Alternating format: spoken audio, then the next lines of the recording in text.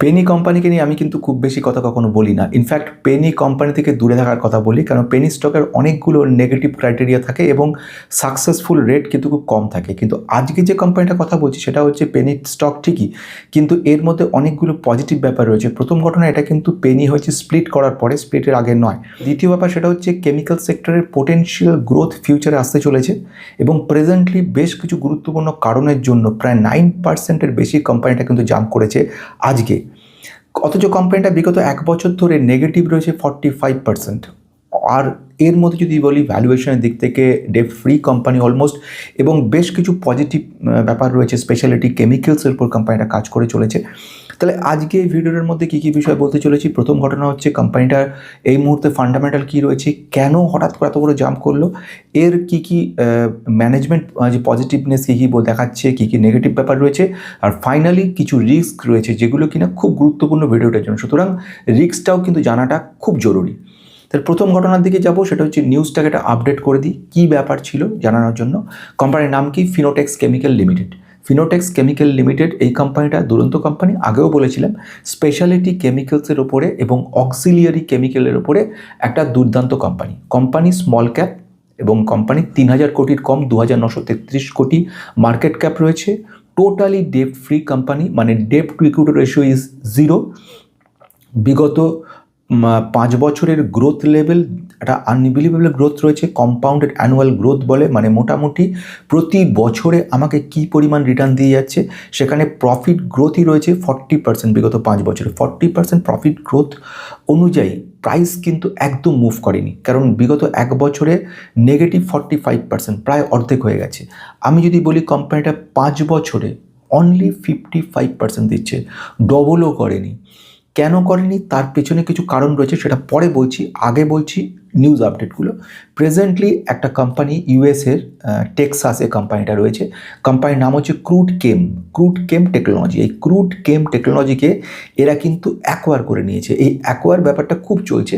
ছোট কোম্পানিকে নিচ্ছে, কারণ সেই কোম্পানির স্পেশালাইজেশনগুলো নেওয়ার জন্য। এই কোম্পানি যে কাজ সেটা হচ্ছে অয়েল ফিল্ড কেমিক্যাল সেক্টরে এন্ট্রি করার জন্য। আমি আবারও বলছি, এই কোম্পানিটা এফসিএল যে পার্টটাতে এখনও স্পেশালাইজ ছিল না কিন্তু ডিমান্ড আসছে, সেটা হচ্ছে অয়েল ফিল্ড কেমিক্যাল সেক্টরে। অয়েল ফিল্ড কেমিক্যাল সেক্টরে এই যে কোম্পানিটা ক্রুড কেম টেকনোলজি, এটা ভালোভাবে কাজ করছে এবং এটা নেওয়ার ফলে কোম্পানির মধ্যে একটা পজিটিভনেস আসছে, যে কারণের জন্য আমরা দেখতে পেলাম নিউজে দেখার পরেই কোম্পানিটা জাম্প করেছে। কিন্তু এবারে তখন প্রশ্ন আসবে, নিউজে জাম্প করছে মানে কি কোম্পানি তাহলে ভালো, কি বা কোম্পানি ফান্ডামেন্টাল কী বলছে? তাহলে প্রথম আসছে এবারে ফান্ডামেন্টালটার দিকে, যেটা জানাটা জরুরি। কোম্পানি 2974 কোটি স্মল ক্যাপ কোম্পানি রয়েছে। কোম্পানির পি রয়েছে, মানে প্রাইস টু আর্নিং রেশিও। আমরা যখন ভ্যালুয়েশন চেক করি তখন কিন্তু এগুলোকে দেখি। আমি যেটা বলার দরকার, মেম্বারশিপে দেখতে পারেন এখানে এই চ্যানেলেই রয়েছে বেশ কিছু ফান্ডামেন্টাল স্ট্রং স্টক রয়েছে, যেগুলো জানাটা কিন্তু জরুরি। আমি বলছি কি, আবার পি হচ্ছে কত? Price two earning ratio 30.6। এই পিকে কার সঙ্গে কম্পেয়ার করব? ইন্ডাস্ট্রিজ পি কী পি রয়েছে। অর্থাৎ আমি যখন একটা কম্প্যারিজন করব, আমার যখন পেনের সঙ্গে কম্পেয়ার করব, আমি নিশ্চয়ই ডাস্টারের সঙ্গে পেনের কম্পেয়ার করব না। আমি করব অন্যান্য বাজারের পেনগুলোর তুলনায় তুমি যে পেনটা কিনছো তার দাম কত, সেটা কম বা বেশি অনুযায়ী তুমি দাম ঠিক করবে। তো সেখানে যদি দামটা দেখি মোটামুটি অন অ্যান অ্যাভারেজ, কারণ এখন ফার্স্ট এফসিএলের যে ফিনোটেক্স কেমিক্যাল লিমিটেড 30.6 দাঁড়িয়ে রয়েছে পি, আর ইন্ডাস্ট্রিজ রয়েছে 29, কাছাকাছি রয়েছে, খুব বেশি বলা যায় না। এখানে অনেক গল্প আছে। পির মধ্যে আর্নিংয়ের একটা ব্যাপার রয়েছে, আর্নিং বাড়লে অটোমেটিক্যালি পি পড়ে, আর্নিং কমে গেলে কিন্তু এটা একটা নেগেটিভ ব্যাপার আসবে।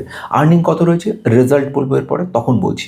এবারে আসছি কি, পিটা বুঝে গেলাম। এবারে আসছি সেকেন্ড জিনিস, ডেপ্ট ফ্রি কোম্পানি, ডেপ্ট to equity ratio equal to 0। আচ্ছা, এর আরেকটা জিনিস বলার রয়েছে, return on capital employed. Return on capital employed 23 রয়েছে, রিটার্ন অন ইকুইটি রয়েছে 18.4, মানে দুটোই খারাপ না, ভালো জায়গা রয়েছে। প্রোমোটারের সংখ্যা কত রয়েছে? 62% প্রোমোটার কোম্পানিটাকে হোল্ড করছে, যথেষ্ট ভালো রয়েছে এই পজিশনে। অনেক দিনের কোম্পানি। এই ধরনের কোম্পানিগুলোতে, বেশি দিনের পুরনো কোম্পানি যেগুলো, সেগুলোতে প্রোমোটার হোল্ডিং থেকে কোম্পানি সম্পর্কে বিশ্বাসযোগ্যতাটা বাড়ে। ফরেন ইনস্টিটিউশনাল ইনভেস্টার 2.92% রয়েছে, ডোমেস্টিকের কাছে রয়েছে 1.27%, আর পাবলিক বা রিটেলের কাছে 33%। এটা পর্যন্ত বোঝা গেল। এবারে সঙ্গে সঙ্গে প্রশ্ন আসছে রেজাল্ট কেমন করেছে কোম্পানিটা। আপনি তো অনেক কিছু বলছেন, রেজাল্ট না বুঝে তো আমি ব্যাপারটা বুঝবো না, তাহলে রেজাল্টের দিকে আসতে হবে। রেজাল্ট যদি এই মুহূর্তে আসি, কোম্পানিটার রেজাল্ট কিন্তু ভালো করেছে প্রতি বছর দেখি। গত বছরে সেলস ছিল 126 কোটি, এবছর সেটা এসছে 184 কোটি, ভালো করেছে। আর গত কোয়ার্টারে দেখি 138 কোটি, মানে year on year, quarter on quarter দুটো সাইড থেকে এই কোম্পানিটা ফিনোটেক্স কেমিক্যাল লিমিটেড আমাদেরকে একটা খুব ভালো পরিমাণে রেভিনিউ গ্রোথ দিচ্ছে। যদি এবার আসি নেট প্রফিটের দিকে, যেটা কিনা খুব জরুরি জানা, নেট প্রফিটটা রয়েছে গত বছরে ছিল 28 কোটি, এবছরে সেটা হচ্ছে 30 কোটি, মাঝখানে লাস্ট কোয়ার্টারে ছিল 26 কোটি। অর্থাৎ যদি আমি বলি এদিক থেকে প্রফিটেবিলিটি কিন্তু যথেষ্ট ভালো জায়গা রয়েছে। আমরা যদি বলি সেলসের পরিমাণ, সেলস কিন্তু পজিটিভ রয়েছে। এবারে যদি বলি ক্যাশের পরিমাণ কেমন রয়েছে, আমরা যদি ক্যাশ ফ্লো স্টেটমেন্টে যাই, সেখানে কি দেখব, একটা পজিটিভ প্রফিট ফ্রম অপারেশন কিন্তু একটা পজিটিভ মুভমেন্ট দিচ্ছে এবং একটা আপার সার্কিটে একটা আপার গ্রোথ লেভেল দেখাচ্ছে। আমাদের প্রাইসের তুলনায়, মানে বিগত এক বছরে আমাদেরকে নেগেটিভ 45% দেখাচ্ছে, তার তুলনায় কিন্তু প্রফিট গ্রোথ কিন্তু তুলনামূলকভাবে কম্পারেটিভলি বেটার জায়গায় যাচ্ছে, around 25 to 40% compounded annual growth দিচ্ছে।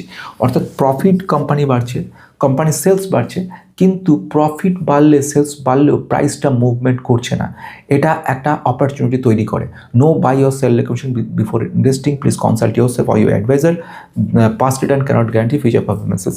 কিন্তু এতগুলো ডিসক্লেমার দেওয়ার পরেও যে পয়েন্টগুলো মাথায় আসছে সেগুলো হচ্ছে খুব গুরুত্বপূর্ণ, যে ছেলেটার রেজাল্ট ভালো হচ্ছে না ঠিকই, কিন্তু ছেলেটা পড়াশোনায় ভালো, ছেলেটার যেভাবে এগোচ্ছে সেগুলো ভালো, মানে এভরিথিং ইজ ভেরি গুড, কিন্তু রেজাল্টের যখনই পরীক্ষায় দিয়ে বসছে তখন রেজাল্টটা খারাপ করছে। রেজাল্টটা খারাপ যেহেতু করছে, সেজন্য ইনভেস্টারের বিশ্বাসযোগ্যতাটা কমে যাচ্ছে।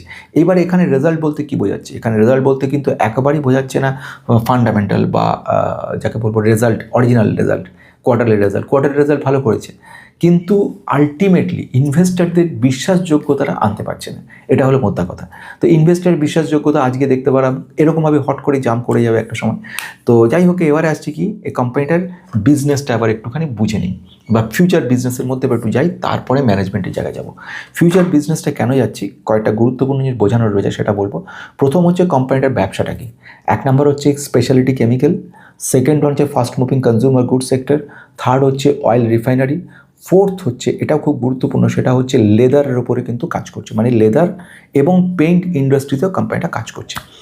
এবারে এই কোম্পানি থেকে ব্যবসাটা বলে দিলাম এক দু লাইনে। এবারে আমি যদি বলি ম্যানেজমেন্টের কথা এবারে আসবো।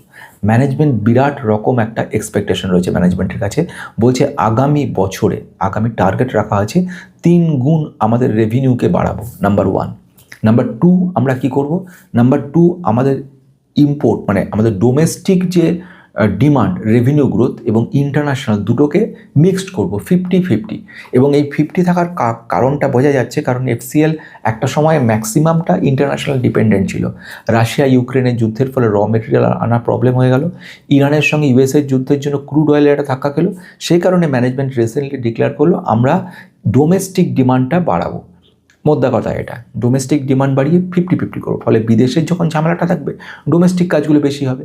এই জন্য এরা কী করলো, এই অয়েল ফিল্ডের ব্যাপার যেটা বললাম, এবং আরেকটা ব্যাপার রইলো, সেটা হচ্ছে কোম্পানিটা টেক্সটাইল ইন্ডাস্ট্রিজকে চাঙ্গা করার জন্য বেশ কিছু অগ্রণীভাবে গ্রহণ করেছে। কী কী করেছে, মহারাষ্ট্রে একটা 7 একর জায়গা কিনেছে, বিরাট বড় জায়গা।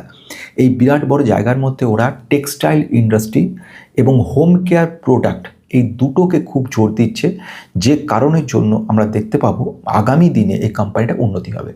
দুম করে এত বিরাট জায়গা কিনে সেখানে কাজ শুরু করছে, তো এমনি এমনি করছে না, তারা বুঝতে পারছে যে এখান থেকে এক্সপোর্টের সুবিধা হয় আমাদের মহারাষ্ট্রে, এমন একটা জায়গা পজিশন, এত দাম থাকা সত্ত্বেও কিনছে, কারণ হচ্ছে কেনা হয়ে গেছে, এখানে কাজ শুরু হয়ে গেছে টেক্সটাইলের কাজকর্ম, হোম কেয়ার এবং আরেকটা ব্যাপার ড্রিলিং কেমিক্যাল বলে এটাকে, ড্রিলিং মাটি থেকে তুলে পিউরিফিকেশন কাজ, সে কাজটাও এরা করছে। ম্যানেজমেন্ট এগুলো সমস্ত দেওয়া আছে, প্রুভেন, এগুলো নিয়ে কোনো কথা নেই। এবার আসছি শেষ কথার দিকে, যে এইগুলো তো বুঝলাম ম্যানেজমেন্ট খুব বলিস 3 গুণ রেভিনিউ বাড়বে, ফিউচারে বিজনেসটা বুঝে গেলাম। এবারে আমাকে রিস্কটা নিয়ে একটু বলে শেষ করুন। খুব গুরুত্বপূর্ণ কথা, কারণ রিস্কটা কিন্তু জরুরি, সব থেকে জরুরি বিষয় হচ্ছে রিস্ক না জানলে বাকিগুলো হবে না। এর প্লাস পয়েন্টগুলো কী ছিল? এক নম্বর সবচেয়ে বড় নিউজ এলো, ইউএসের টেক্সাস থেকে একটা বিরাট বড় কোম্পানি ক্রুড টেকনোলজি একে নিয়ে নিয়েছে। বেশ, খুব রিসেন্ট নিউজ, ভালো খবর। কী কাজে লাগাচ্ছে? অয়েল ফিল্ড সেক্টরে লাগাচ্ছে, অয়েল ফিল্ডটাকে আরও স্ট্রং করছে। টেক্সটাইল ইন্ডাস্ট্রি বহু বছর ধরে কাজ করছে, পিগমেন্টের কাজগুলো করে।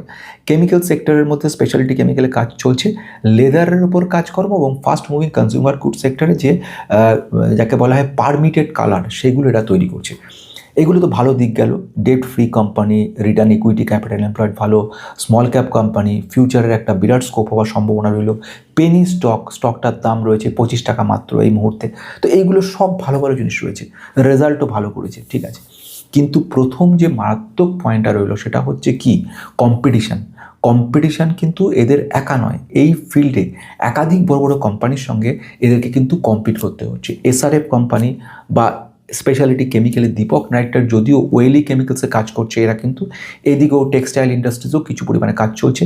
আমি যদি বলি এই কোম্পানি, এসআরএফ কোম্পানি, তৃতীয় একটা কোম্পানি রয়েছে এই মুহূর্তে মনে পড়ছে না, 3টে কোম্পানিকে এরা কিন্তু কাজ করছে, 3টে কম্পিটিশনের মধ্যে রয়েছে এদের মধ্যে। এবং এই মুহূর্তে কোম্পানির কম্পিটিশানটা বড়, এবং যেহেতু এসআরএফ এবং এদের যে লার্জ ক্যাপ কোম্পানি, ওদের ওয়ার্কিং ক্যাপিটাল বেশি, রিজার্ভস বেশি, ওদের মার্কেটকে নেওয়ার ক্ষমতাটা বেশি, সেই জন্য ওইখানে একটা রিস্ক বড় তৈরি করছে। 2 নম্বর রিস্ক, বিগত 1 বছর ধরে 45% নেগেটিভ, 5 বছরে 60%, 55% মতো সামান্য রিটার্ন দিতে পেরেছে। কারণটা কি? 1 নম্বর কারণ ছিল আমরা জানি র মেটেরিয়াল কস্টটা আকাশচুম্বী হয়েছিল। নাম্বার 2টা কী ছিল? ডোমেস্টিক ডিমান্ড থাকলেও ইন্টারন্যাশনাল যে ডিমান্ডের উপর ভরসা করে কোম্পানিটা ছিল সেটা ঝাড় খেয়েছে, ইন্টারন্যাশনালের ডিমান্ড পড়ে গেছে। 3 নম্বর কী দাঁড়িয়েছে? Company small cap company, reserves কম, অর্ডার এক্সিকিউশন পাওয়ার লেভেল কম রয়েছে। এইগুলো এদের কিন্তু রিস্ক, অর্থাৎ ভবিষ্যতেও এই কোম্পানি এই মুহূর্তে একটা নিউজ এলো তাই জাম্প করলো, আর তখনই আমি কিনলাম, এরপরে গিয়ে আবার কোম্পানিটা ফ্ল্যাট হয়ে গেল, স্যার আপনি তো বলেছিলেন, এই ব্যাপারগুলো কিন্তু টোটালি ভুল। এই রাস্তাতে যাওয়াটাই উচিত না। আমার শেষ কথা যেটা বলার সেটা হচ্ছে কোম্পানি ফান্ডামেন্টালি 100তে 70, কোম্পানির ম্যানেজমেন্ট যেভাবে এগোচ্ছে 100তে 85, কিন্তু রিস্ক ফ্যাক্টরগুলোকে কিন্তু অবহেলা করবেন না। রিস্ক মানে কোম্পানিটা অল্প বিস্তর কিনুন, এমনভাবে কিনুন যেটা আগামী 5 বছরে অর্ধেক হয়ে গেল কষ্ট দেবে না, ঠিক সেইটুকু কিনুন। বহু লোককে দেখেছি স্মল ক্যাপ এসব কোম্পানিগুলোতে বলার পরে তার পোর্টফোলিওর একটা বড় অংশ, 10 লক্ষ টাকা পোর্টফোলিওর 2.5 লাখ টাকা শুধু এই ধরনের কোম্পানিতে দিয়ে দিয়েছে। দেওয়ার পরে বছরের পর বছর ধরে পুরো স্টকটা ফ্ল্যাট, ডাউন ট্রেন্ড। চিন্তা করুন তো, একটা লোক 1 বছর আগে যদি কিনতো, আজ তাই কোথায় যেত? তার অবস্থা 1 লক্ষ টাকা, 1 লক্ষ টাকা তাহলে আজকে 55,000 টাকা হয়ে যেত। ঠিক 1 বছর আগে বলছি, কেউ যদি 1.5-2 বছরে কিন্তু আরও পড়তো। তাহলে এইরকম অবস্থা দাঁড়িয়ে যতবার সে পোর্টফোলিও খুলেছে ততবার সে মাথায় হাত দিয়ে পড়েছে, কী করলাম, কত বড় ভুল করলাম। কিন্তু এইটা কিন্তু ভাবতে হবে, এই সব কোম্পানিগুলোর এটাই চরিত্র। এই চরিত্র নিয়ে সব কোম্পানিগুলো চলে, যে চরিত্রে কখনো বাড়ছে, কখনো পড়ছে, যখন বাড়ে এরকম 8, 9, 10 করে জাম্প করে, আবার যখন পড়তে থাকে পড়েই যায়, একেবারে দেখে মনে হয় এইবারে সব শেষ হয়ে গেল। সব দিক চিন্তা ভাবনা করে তবে একটা কোম্পানিতে ইনভেস্ট করুন। দুম করে কেউ বললো, কোথা থেকে নাম শুনলাম, কোত্থেকে পেনি স্টক নাম শুনলাম, ঝাঁপিয়ে বললাম, নো, এটাও পেনি, ফান্ডামেন্টাল সুপার স্ট্রং, কিন্তু একটা বড় সময় আপনার টাকাটাকে কিন্তু আটকে রাখতে পারে। যদি ভালো লেগে থাকে ভবিষ্যতের দিকে চিন্তা করে, তাহলে কমেন্ট বক্সে ইয়েস লিখতে পারেন। আর না হলে যদি নিয়ে থাকেন ও কেনা থাকে আপনার কাছে, তাহলে লিখতে পারেন যে আমি কিনেছি। আর না হলে চিন্তা আপনারা কী করছেন কেনার ব্যাপারে সেটা লিখবেন।